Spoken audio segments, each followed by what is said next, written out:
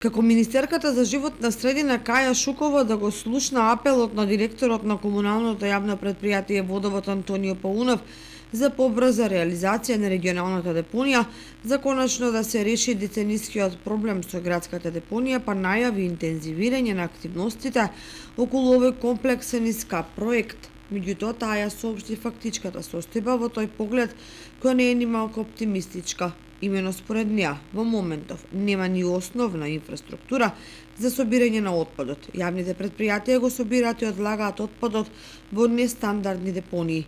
Затоа ќе мора да се прави предселекција на отпадот или во рамките на општините, доколку им се силни комуналните предпријатија или во претоварните станици. Откако ќе профункционира регионалната депонија, нема да може секоја јавно предпријатие да го носи отпадот до неа, туку ќе постојат претоварни станици каде ќе се прави селекција на отпадот за рециклирање и преработка и за депонирање. Сега се работи на поставување на основната инфраструктура, додека за механичко-биолошки третман, кој чини многу, ќе се разговара во втората фаза.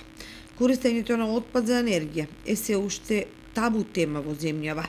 Неколку иницијативи за третман на отпад преку согорување пропаднаа, бидејќи граѓаните мислат дека ќе се увезува отпад од надвор и ќе се гори во Македонија.